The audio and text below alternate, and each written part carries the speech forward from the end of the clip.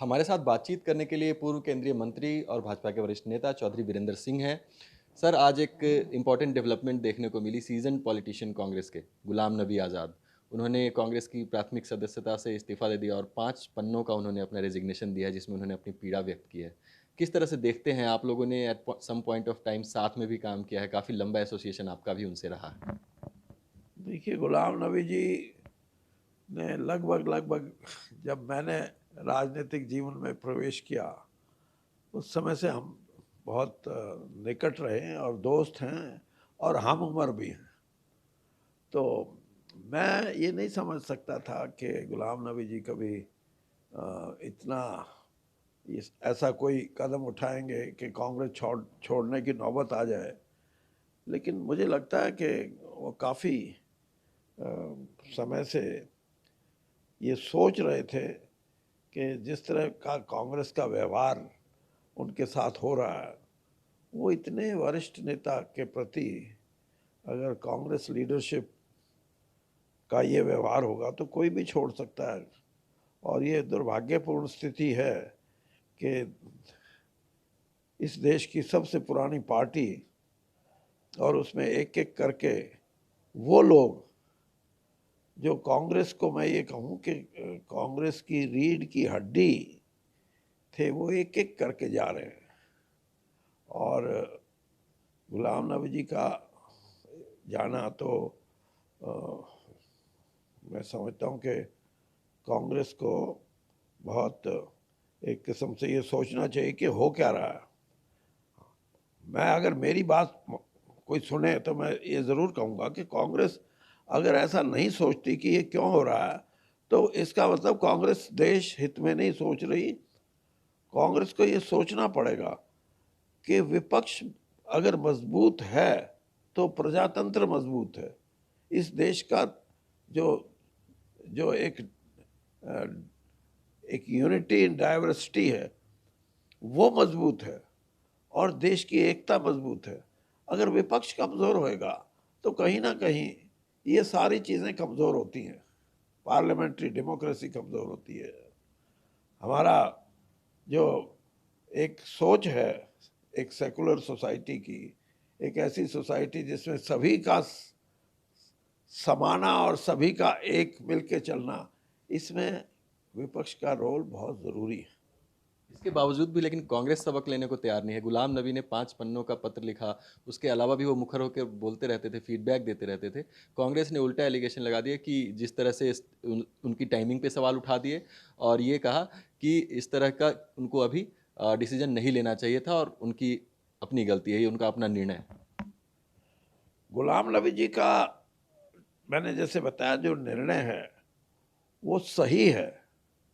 और किस हद तक किस आदमी को आप इग्नोर करके रखते हो, उसकी सीनियरिटी की अहमियत को नहीं समझते, उसने जो योगदान दिया है पार्टी का वो नहीं समझते। ये सिलसिला शुरू हुआ है। और मैं तो ये कह रहा हूँ कि राव इंद्रजीत हमारे हरियाणा के, उसके बाद मैं छोड़ के गया, राव इंद्रजीत ने छोड़ा, और फिर एक लाइन है, कम से कम 20 ऐसे मैं आपको कांग्रेस के लीडर्स बता सकता हूँ जिनकी कांग्रेस से एसोसिएशन किसी की 40 साल, किसी की 50 साल, किसी की 30 साल रही है। वो आदमी छोड़ के जा रहे हैं, कहीं ना कुछ तो कमी है। और मैं तो ये कह रहा हूँ कि कांग्रेस को शुक्र मनाना चाहिए, जब तक सोनिया गांधी हैं तो शायद इस तरह छोड़ने वालों का सिलसिला इतना नहीं है। जिस दिन उनकी लीडरशिप नहीं रही, कांग्रेस से मेरे ख्याल में सब कुछ छोड़ के आ जाएगा जिनकी कांग्रेस में आस्था है। तो ये समझने की बात है। और क्योंकि मैं 42 साल कांग्रेस में रहा हूँ और मुझे ये पता है कि इस देश में विपक्ष की एक अपनी भूमिका है और उस भूमिका का क्रियान्वयन अगर विपक्ष अपनी जिम्मेदारी समझ के करे तो देश को उसका लाभ है। और विपक्ष नहीं करता तो कहीं ना कहीं वो अपने फर्ज से कोताही कर रहे हैं। भारतीय राजनीति में गुलाम नबी आज़ाद की अभी भी कोई सक्रिय भूमिका आप देखते हैं?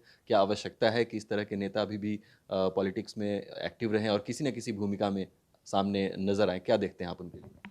देखिए, गुलाम नबी जी को लगभग लगभग 50 साल का राजनीतिक जीवन है, और मैं ये समझता हूँ कि जितना गुलाम नबी जी कांग्रेस को समझते हैं और जितना विपक्ष को भी समझते हैं, एक आदमी 42 साल तक कांग्रेस वर्किंग कमेटी का सदस्य रहे और साथ साथ जनरल सेक्रेटरी रहे पार्टी के, वो कांग्रेस को समझने में कहीं ना कहीं चूक हो, मैं नहीं मानता। और दूसरा ये कि उनको इतना काम राजीव गांधी जी के समय में, इवन सोनिया जी के समय में और इंदिरा जी के समय में इतना काम दिया गया कि उनको सिर्फ कांग्रेस का ही नहीं, कांग्रेस की निट्टी ग्रिटीज या कांग्रेस की एबीसीडी नहीं, उनको विपक्ष की बड़ी बड़ी पार्टियों की, उनके नेताओं की भी सारी की सारी उनकी कार्य प्रणाली से वो परिचित थे।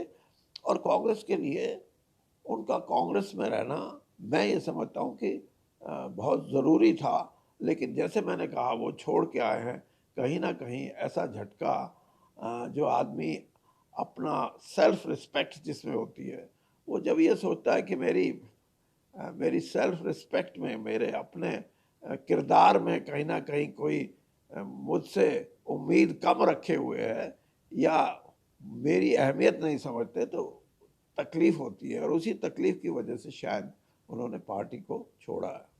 आखिरी सवाल है एक सर, आपके बहुत पुराने मित्र हैं, क्या आप उनको सजेशन देना चाहेंगे? क्या बीजेपी में आगे उनका आप देखते हैं कि भूमिका हो सकती है? देखिए, मैं तो ये समझता हूँ कि वो बहुत समझदार हैं। उन्होंने सारी ज़िंदगी देखी है, पॉलिटिकल पार्टीज़ भी देखी है, उनकी कार्यशैली भी देखी है, और सभी पॉलिटिकल पार्टियों के नेताओं की नीयत क्या है ये भी देखी है। तो कोई भी फैसला लेंगे, वो अपने जो उनका तजुर्बा है और जो जो उन्होंने राजनीति में जाना है, उसके लिए वो सक्षम है अपना। मैं उनको कोई सलाह नहीं दे रहा, लेकिन इतना ज़रूर है कि वो राजनीति में सक्रिय रहें।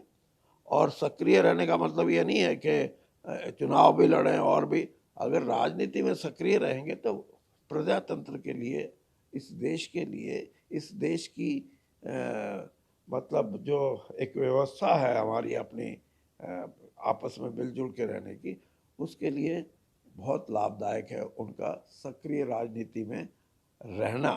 और किस पार्टी में जाएंगे किस में नहीं, वो बहुत अच्छी तरह से समझते हैं इन बातों को। धन्यवाद हमसे बातचीत करने के लिए। तो कई दशकों पुराना एक एसोसिएशन और मित्रता चौधरी वीरेंद्र सिंह जी से गुलाम नबी आज़ाद की रही है, और उन्होंने कहा है कि निश्चित रूप से भारत की राजनीति में ऐसे राजनेताओं का सक्रिय रहना बहुत अहम होता है। ईटीवी भारत के लिए नई दिल्ली से मैं अभिजीत ठाकुर।